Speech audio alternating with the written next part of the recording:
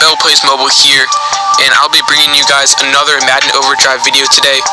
Today will be the first coin making method video I've dropped in Madden Overdrive, and I'm going to be showing you guys a couple different methods to be able to make coins in this game.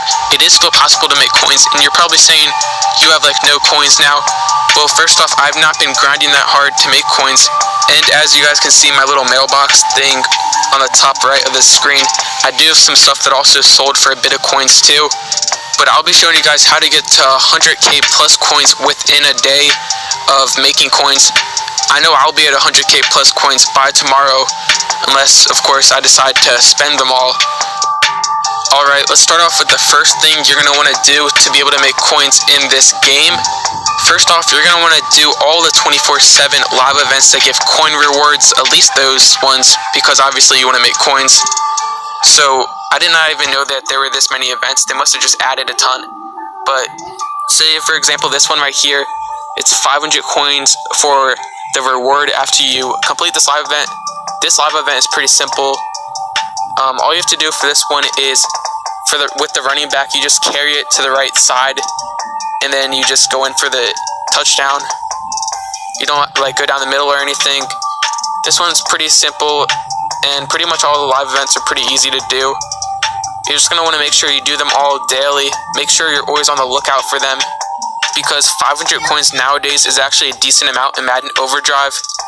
In Madden Overdrive, it's actually a lot harder to make as many coins as previous Madden mobiles, although it is still possible to make coins.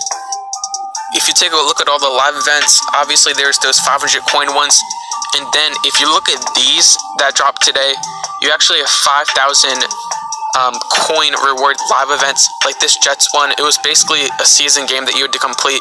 It was just like 4 quarters. You beat it, you get 5,000 coins, which is pretty decent.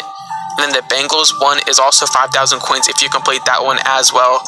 So if you complete both of those live events, you're already looking at 10k coins profit made in barely any time, and that's just from doing live events. I almost forgot to mention this, but there's this Madden Mint Daily Blitz event down on the bottom here, and every single time you play this event, you get 2,500 coins, which is really nice. That's a pretty good amount of coins just from doing this simple live event right here. So if you haven't done that live event, go ahead and do that.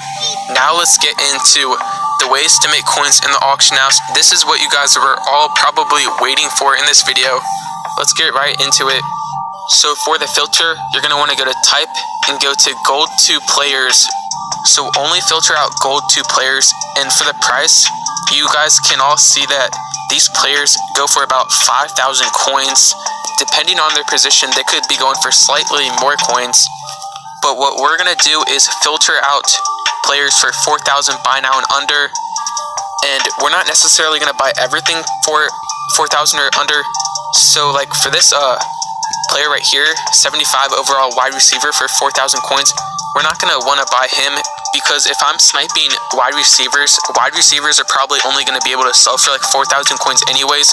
So certain positions are going to be going for more coins, like I said before. I only put it as 4,000 buy now and under in case a team of the week player drops. And if you snag a team of the week player for 4,000 and under, that's going to be a lot of profit, because you can sell them for like 6k plus coins. Also, there's certain positions that go for more coins. Like if I snipe a center for 4,000 and under coins, that's going to be a lot of profit too, because they sell for something like 8,000 coins or something. If the stuff I'm saying to you guys is confusing, then you can just go ahead and change the filter to 3k and under buy now, and just buy anything that pops up, and it'll just be automatic profit. But if you change your filter to 4k and under, like I do, it'll probably maximize your profit even more, so that you can get some players that you wouldn't probably get if the filter was only 3k buy now and under. As you guys see, the round dropped for the auction house, and I was able to snag a 79 defensive tackle and a 75 safety, which is absolutely ridiculous for those prices that I got them at. I didn't buy those 75 overalls because I didn't think they would really be profit, because they were up for like 4k, and I'd end up probably selling them for around 4k as well. So as you can see, I wouldn't really be able to make coins off of them. But if they were up for like 2,500 coins, I would absolutely buy them all, because like I said, anything that drops for like 3,000 coins or under, it's just definite profit. because everything on the filter is going to be selling for a minimum of 4,000 coins, maybe even a couple thousand more coins. As I was searching up this safety, I realized that he went for a lot more coins than I had even first expected, and I searched 8,000 buy now and under, and he was still the only safety there. So I put 12k buy now and under, and finally other safeties drop. So he's going to be going for roughly around 7,000 coins. That's how much he could potentially sell for. Although, since EA controls the auction house, I've been selling my stuff a little bit cheaper than probably I should even be selling it for. You're probably going to make more coins if you're patient while selling these, but I've been selling these probably a little bit too cheap even, just because I kind of need more coins to keep on sniping. So I sold him for 6,000 coins, and then I looked up this defensive tackle, and he went for a ton of coins. The cheapest defensive tackle up, that's 79 plus overall, was going for 17k. So I probably ended up overpricing this Gary Peters that I posted for 15k. I probably posted too high, and I'll probably have to sell them for a little bit less later. But I'm trying to post stuff a little bit high, a few stuff at least, just to kind of test the auction house to see how much of the players that I post a little bit higher EA will actually buy, because I'm not entirely sure how much EA's bot is paying at the moment. But yeah, that's the number one coin making method I've been using so far. Obviously, I've not used it that much, but I've used it a decent amount as I collect those coins right there, and I finally get to 20k plus coins. Now I'm going to be showing you guys my other coin making method, which is definitely a smaller coin making method, although sometimes you can get some really nice rounds in the auction house and you can make a ton of coins.